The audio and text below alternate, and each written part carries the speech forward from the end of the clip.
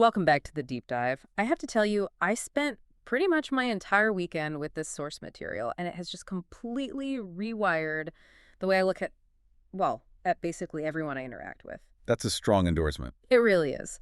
We are tackling a book called The Laws of Connection by David Robson. And I'll be honest, when I first picked it up, I thought, okay, here we go. Another self-help book about, how to win friends and influence people. Right, the classic cocktail party survival guide. Exactly. I was genuinely expecting tips on firm handshakes and remembering people's names. I thought we were going to get a refresher on small talk. And we are definitely not doing that. Not at all. This isn't about manners, is it? It feels so much bigger than that. It feels much more like a survival manual for the human species. That is a perfect way to frame it. Yeah. It really is. David Robson isn't just giving us social etiquette here. He is aggregating decades of research from neuroscience, psychology, even epidemiology to make this very specific and I'd say somewhat alarming argument. That connection isn't a luxury. Yeah. It's not a nice to have. It is a biological necessity. Mm-hmm. It is as vital to your survival as, food, water, or oxygen. And he starts this argument in a place I absolutely did not expect. He doesn't begin with a graph or university study. He starts with a story that I think most of us think we know, but we probably only know the Disney version of it. He starts with Helen Keller. It's such a powerful way to begin. Most of us, we know the miracle part of the story, right? The water pump, the teacher Anne Sullivan, the breakthrough. The big cinematic moment. Exactly. But Robson asks us to just slow down and really, truly try to inhabit the world of Helen Keller before that moment. That part really, really hit me. He describes her early life before she was 7, not just as living with a disability, but as living in solitary confinement. And he uses that specific phrase for a very clear reason. Solitary confinement of the mind. It's a terrifying phrase when you actually stop and unpack it. It is. We tend to focus on the sensory deprivation part. She couldn't see the sun, she couldn't hear the birds, and of course that was a huge part of it. But Robson argues that the deeper tragedy wasn't the lack of sensory input. It was the lack of a shared reality. Right. She had no one to share her world with. She described herself during those years as a phantom living in a no world. I mean, just let that phrase sink in for a second. A phantom. A ghost in her own life. Yeah. She said she was like a ship in a dense fog, just grasping at emptiness. She had no way to verify that she even existed in relation to anyone or anything else. Because without language, without that bridge to another mind, you are effectively the only thing in your universe. You are completely untethered. And that context, that deep, profound isolation is what makes the famous water pump moment so explosive. Let's retell that, because I think we really need to feel the weight of it to understand the rest of this. She's 7 years old, and she's not this, docile little girl. She's angry, she's wild, she's frustrated. Understandably so. And Anne Sullivan basically drags her out to the water pump in the yard. And Sullivan holds one of Helen's hands under the spout so this cool water is gushing over it. And into her other hand, Sullivan starts tapping out the letters W-A-T-E-R. Over and over again. You have the physical sensation, the water, and then you have the abstract code for it. Water, code, water, code. And then it happens, the snap, the connection. But here is a key insight that I really got from Robson. Helen didn't just have a linguistic breakthrough. It wasn't just a moment of, oh, cool, this wet stuff has a label now. She described it as a spiritual awakening. She did. Her exact words were, that living word awakened my soul, gave it light, hope, joy, set it free. And then she used a phrase that Robson frames the entire book around. It's a rapture of living. The rapture of living. That implies that before that moment of connection, she wasn't fully alive. She was just existing. Right. Biological process. But the moment she truly connected with another mind, she became human in the way we understand it. It's just, that's such a heavy phrase. Connection is the switch that turns on consciousness in its fullest form. It is. And Keller later said something that I think should be the motto for this whole deep dive. I would rather walk with a friend in the dark than walk alone in the light. That is profound. And it's also, well, it feels like a bit of an indictment of where we are right now. Because, let's be real, we are walking in the light in every technological sense. We have fiber optic internet, we have 5G, we have Zoom, Slack, FaceTime. We're, you could say, hyper-illuminated. And yet, we are in the middle of a massive, and I mean massive, isolation crisis. Let's actually look at the numbers for a second, because they are staggering. They really are. Robson cites data showing that something like 50 to 60% of people in the United States report feeling disconnected or lonely on a regular basis. 50 to 60%. That's more than half the population walking around feeling like they're in a mild version of Helen Keller's fog. That's a good way to put it. And we need to bust a myth right here, immediately. Because when I say the word lonely, I think most people, their mind jumps to a specific archetype. Maybe an elderly person whose spouse has passed away, living alone in a big house. Or the hermit type, the person who never leaves their basement. Right, that's the stereotype. But the laws of connection makes it very, very clear. Loneliness is not about geography. It is not about how many people are physically in the room with you. No. You could be the CEO of a major company spending your entire day in meetings with dozens of people. You can be the life of the party, getting invited to every gala. You can have a spouse and 3 kids and a dog. And you can still be, on a biological and psychological level, profoundly lonely. How is that even possible? How can you be lonely when you can't even get 5 minutes of peace and quiet? Because loneliness isn't the absence of people. That's just being alone. Loneliness is the absence of a close emotional bond. It's the lack of what psychologists call shared reality. Shared reality. It's that deep feeling that even though there are people all around you, none of them truly get you. None of them understand your internal experience. If you feel like you're performing for them, or that they just don't see the world the way you do, you are, for all intents and purposes, alone in a crowd. That is actually kind of terrifying. It means you can be starving to death in a supermarket. That is the perfect analogy. Yeah. You are surrounded by the appearance of connection, but you aren't getting any of the actual nutrition from it. And the whole mission of this deep dive today is to figure out, okay, how do we get that nutrition? How do we break out of that invisible solitary confinement? And the answer Robson gives is so fascinating because he basically tells us it's not your fault, but it is your problem. He says our own brains are actually working against us. Right? We all have these deep-seated intuitions about how to interact with people. We think we know what others are thinking about us. We think we know how we're being perceived. But Robson uses hard science, neuroscience, and psychology to show that our intuition is, well, almost always wrong. We're our own worst enemies. We are constantly tripping ourselves up. And the first big trap he talks about, and man, did this one resonate with me, is something called the liking gap. The liking gap. This is foundational. If you take just one thing away from the first half of our deep dive, it should be this concept. It comes from the work of 2 psychologists, Erica Boothby and Gus Cooney. And I love that this whole line of research didn't start in some sterile lab with a hypothesis. It started with basically a panic attack. Essentially, yes. Erica Boothby had a conversation with a stranger, just a normal, pleasant chat, the kind you have 100 times. Yeah. But afterwards, she just went into a complete spiral. Oh, I know this feeling. She was thinking, oh, God, I talked too much. I was so awkward. I made that stupid joke. They probably think I'm the weirdest person on earth. The post-conversation autopsy, I do this constantly. I will replay a 5-minute chat for 3 hours, just picking it apart. We all do it. But here's the twist in her story. Her husband, Gus Cooney, who's also a psychologist, had been watching the interaction from across the room. And he was just confused. He said, what on earth are you talking about? You guys look like you were having a great time. It looked totally warm and natural. So there was this huge gap between her internal reality, which was I sucked, and the external reality, which was that was totally fine. Exactly. So being scientists, they decided to actually test this phenomenon. They designed a series of studies where they would pair up strangers. What did they have him do? Super simple stuff. They gave them some basic icebreaker questions, what's your favorite food, where you're from, and just let them chat for about 5 minutes. Then they separated them and asked them each 2 critical questions. Okay, what were the questions? The first question was, how much did you like the other person? And people usually rated their partner pretty high. We tend to be charitable. We think, yeah, they seem nice. I'd probably chat with them again. Okay, that makes sense. And the second question? The second question was, how much do you think they liked you? And that's where the gap appears. Every single time. It was remarkable. Consistently, across the board, people rated their partner's liking of them significantly lower than what the partner had actually reported. People walked away from a perfectly pleasant conversation, convinced they were more awkward, more boring, and less likable than they actually were.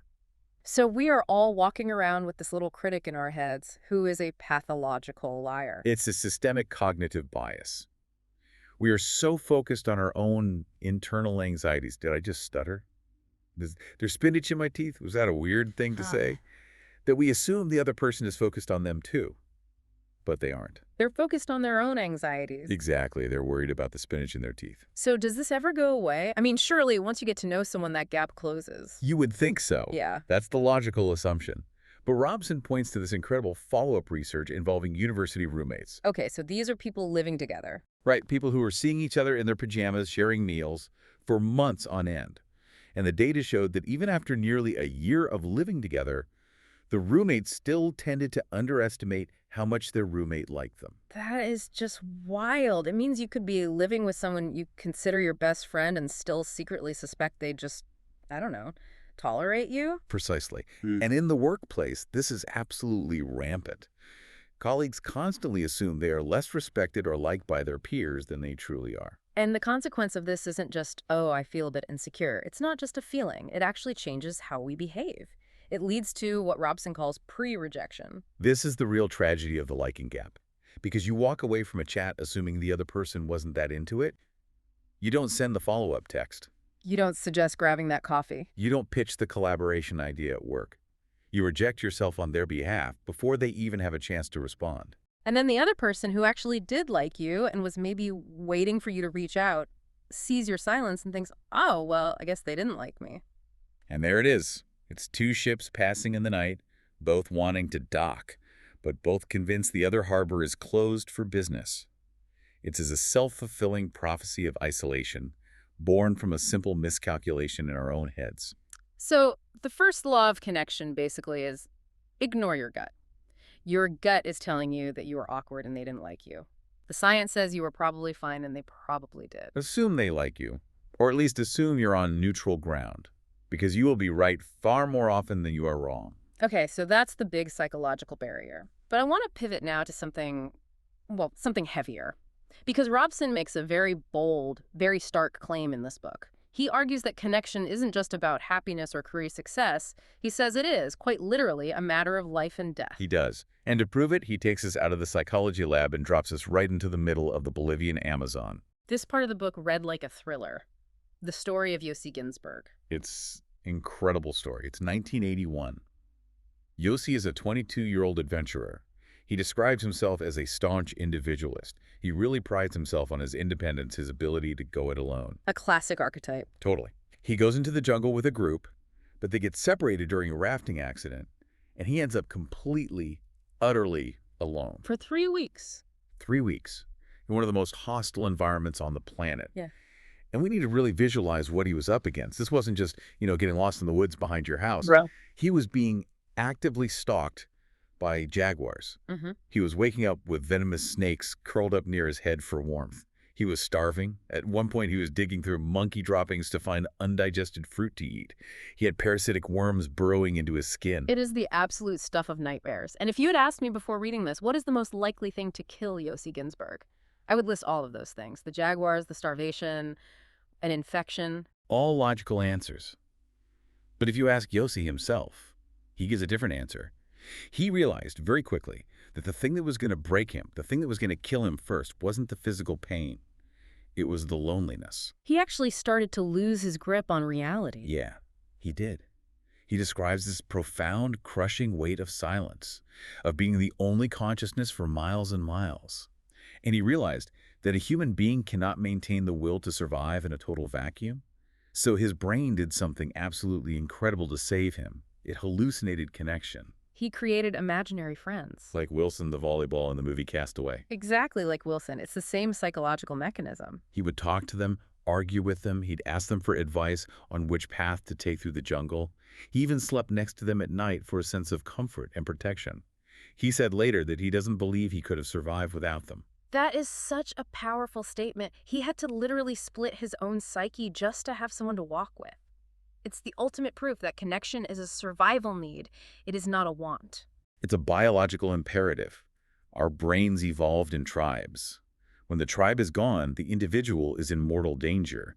Our brains know this on the deepest, most primal level. And Robson backs up this incredible survival story with some really hard data.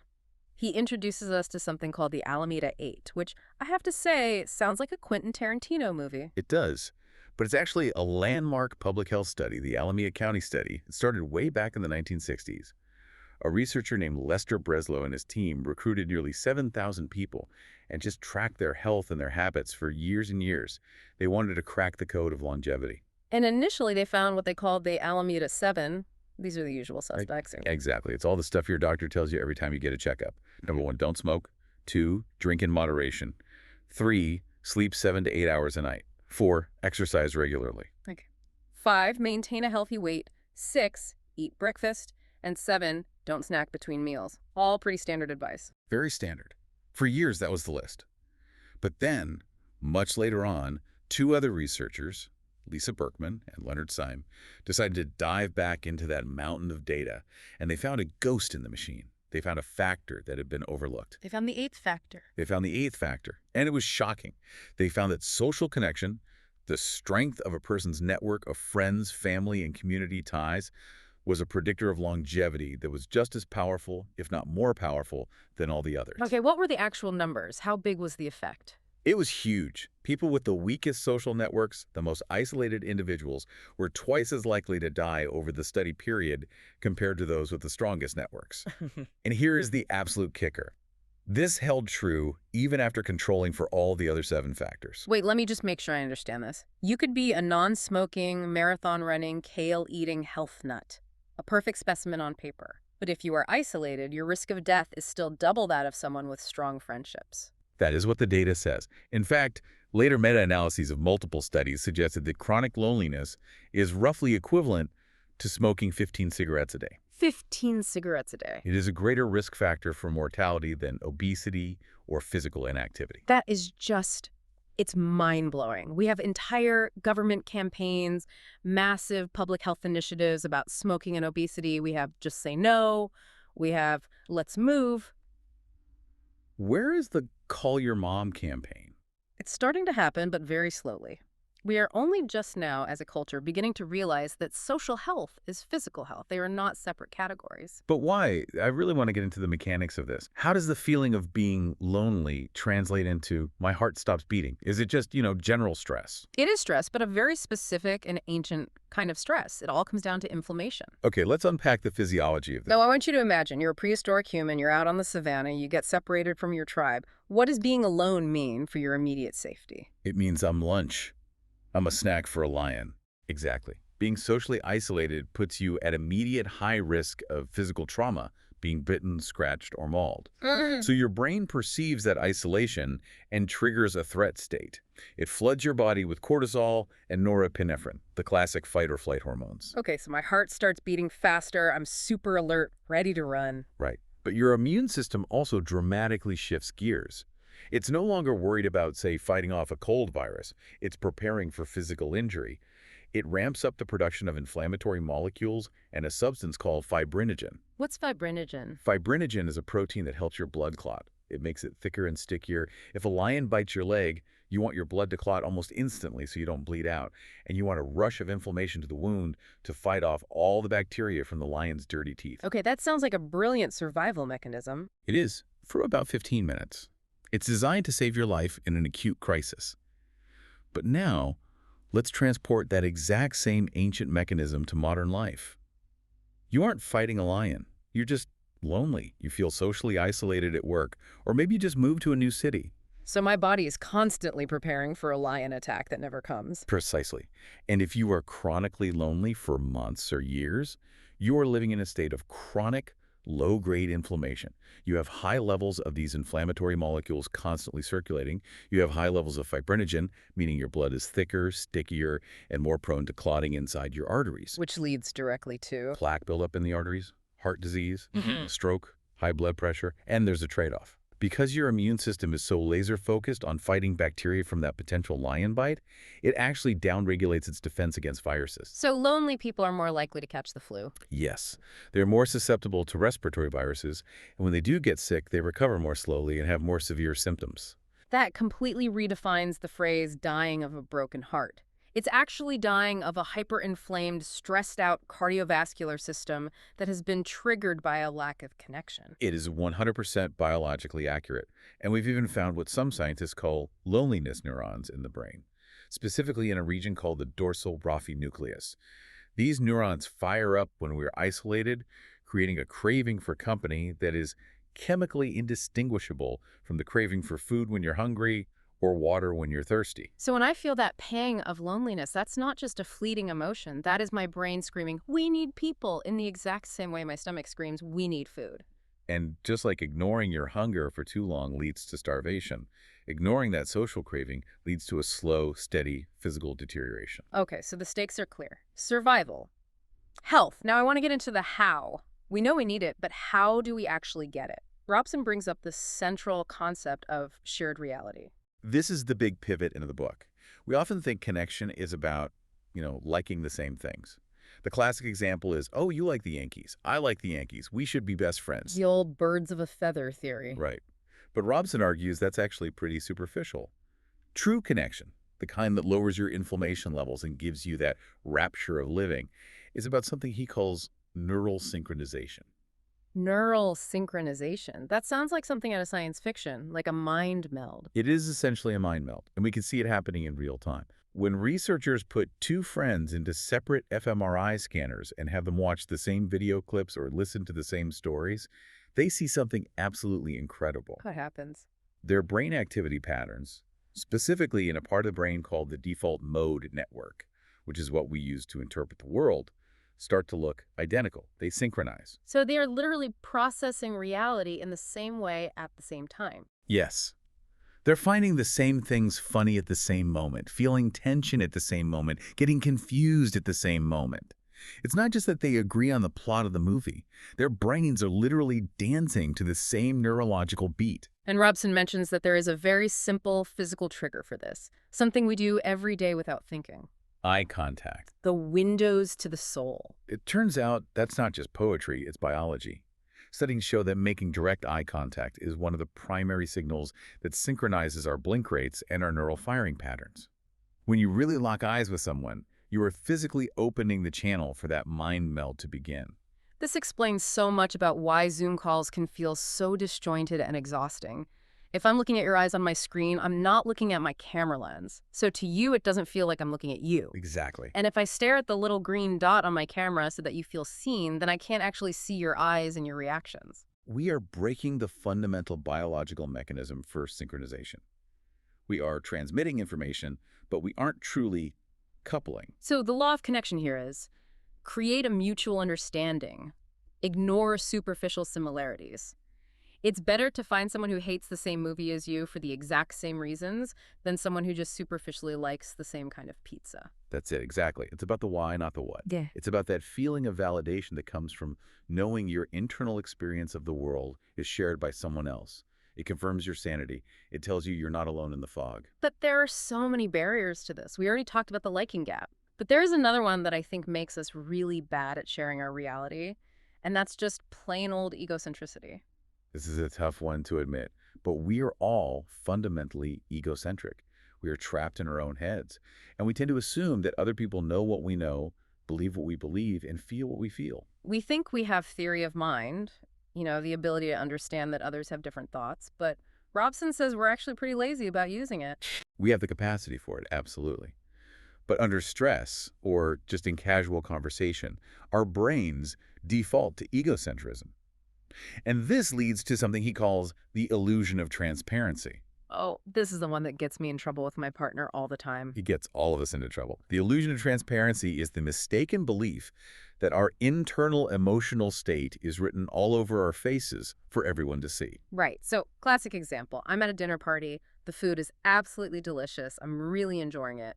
But I'm quiet because I'm just savoring the taste. In my head, I am radiating pure gratitude. But to the host, who is anxiously watching everyone, you're just sitting there in silence. They don't have access to your internal monologue. They look at you and they think, he's quiet. Oh no, he must hate the chicken. Well, or maybe he's bored. We think we're an open book, but really, we're an encrypted file and we forgot to give anyone the password. And then we get upset when people can't read the code. We think, you should have known I was happy. Well, no, they shouldn't have, because you didn't actually tell them. So the actionable advice here is just articulate. Verbalize your internal state. Don't assume. Over-communicate your feelings, especially positive ones. Just one sentence. I'm being quiet because this chicken is so good. I literally can't speak. That one sentence bridges the egocentric gap and creates shared reality. Without it, you're just a grumpy-looking guy eating chicken. There's another barrier he mentioned related to storytelling that I found really counterintuitive. He calls it the novelty penalty. This comes from Gus Cooney's work again, the liking gap researcher. It seems we have this deep, deep fear of boring other people. So when we're talking to new acquaintances, we tend to stick to really familiar, safe topics. The weather, the traffic, that popular TV show everyone's watching. Right, because we think everyone knows what traffic is. It's safe ground. If I start talking about my weird dream last night or my trip to Antarctica, they won't be able to relate and they'll just tune out. We think safe is better. We think familiar is better. But the research shows the exact opposite. Listeners consistently report that they prefer the novel story. They would much, much rather hear about your trip to Antarctica than your commute on the interstate. Of course they would. Because the commute is boring. Right. But the speaker is afraid of the novelty penalty. They think, I won't be able to explain Antarctica well enough, so I just shouldn't even try. But wait a second. I have definitely been trapped in a conversation where someone is showing me their vacation photos and telling a story that is excruciatingly boring. So there is a real risk, isn't there? There is, but the risk isn't the topic. It's not that Antarctica is boring. The risk is in the delivery. Robson calls this the informational gap. Okay. The reason that vacation story is so boring is because the speaker forgets to paint the picture for you. They're still operating from that egocentric place. They assume you know what they know and see what they see. Yes. So I'll just say, and then we went to the beach and it was just awesome. In their head, they're re-experiencing the turquoise water, they're feeling the hot sand, they're smelling the sunscreen. But they didn't say any of that. So all you, the listener, get is the abstract, boring concept of beach. So the lesson isn't don't tell the novel story, it's tell the story better. Bridge the informational gap. Give me the sensory details. Invite me into the memory inside your brain. If you do that, people will love the novelty. They crave being transported. Okay, let's move on to the toolkit. We've covered the why, the what, and the barriers. Now, what are the actual levers we can pull to build connection right now? Robson gives us 3 big ones: conversation, appreciation, and help. Let's start with conversation. There is a quote by the writer Rebecca West that Robson uses, and it is just a brutal, brutal takedown of most human dialogue. She said, "There is no such thing as conversation. It is an illusion. There are intersecting monologues, that is all." Ouch. Intersecting monologues. Yeah. That hits a little too close to home. We aren't really listening, we're just reloading, waiting for our turn to speak. And one of the most common ways we do this, even when we think we're being nice and empathetic, is with something called the boomerang question. The boomerang. I am a repeat offender here, I'll admit it. We all are. Yeah. It happens so fast you don't even notice. Someone says, "Man, I'm really stressed out about this big project at work." And you immediately say, "Oh, I know exactly how you feel. I have this deadline next week that is absolutely killing me." And whoosh, the boomerang comes right back to me. The conversation is about me now. You think you're emphasizing. You think you're communicating, "I relate to you."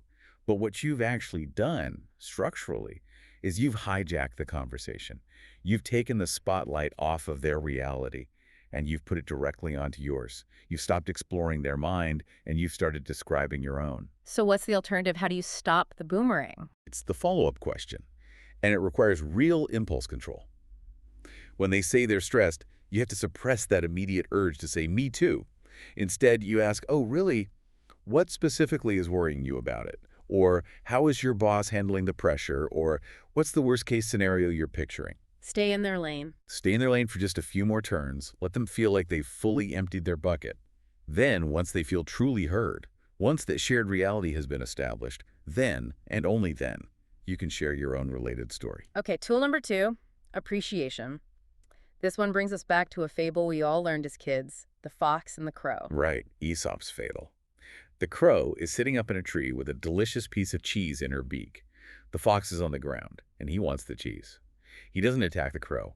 Instead, he looks up and he says, "Oh, what a beautiful bird you are. Your feathers are so glossy. I just wonder if your voice is as sweet as your looks." And the crow, totally pumped up by this flattery, opens her beak to let out a caw. And of course, she drops the cheese. Huh. The fox snatches it up and runs off. And the moral we're all taught as children is, beware of flatterers. We learn that people who give you compliments are probably manipulating you. They want your cheese. That cultural baggage is so incredibly heavy. We are taught from a young age that praise is suspicious. So as adults, we withhold it. We think, if I tell my colleague they did a good job on that presentation, I'll look like a suck-up. Or if I tell my friend I really admire their parenting style, it'll just be awkward. But the science is the exact The opposite. science says we are absolutely starving for appreciation. Studies show that receiving a genuine specific compliment activates the same reward centers in the brain, the ventral striatum, as receiving a cash windfall. It is a high-value social currency. And yet we're all misers, we don't spend it. Because another cognitive bias, the awkwardness gap. We consistently overestimate how awkward the interaction of giving a compliment will be, and we dramatically underestimate how happy it will make the other person feel. We think we're being annoying. They think we just made their entire week. So be the fox, but, be a benevolent fox. Don't steal the cheese. Exactly. Give the praise without the hidden agenda. Robson argues it is one of the fastest and most effective ways to build a strong bond. Okay, tool number 3, asking for help. Now this one is, for me, the scariest. I hate asking for help. I don't want to be a burden. I don't want to look incompetent. You are not alone in that. Especially in Western cultures, we prize rugged independence. But Robson brings up this fascinating psychological quirk called the Ben Franklin effect. This is a masterclass in social dynamics. Let's hear the story. So Benjamin Franklin is serving in the Pennsylvania legislature. There's a rival legislator who just hates him. He's actively blocking Franklin's bills, bad-mouthing him to others. Franklin needs to win this guy over. So does he do a big favor for the guy? Does he bring him a gift or something? That's what our intuition would tell us to do, right? Kill him with kindness.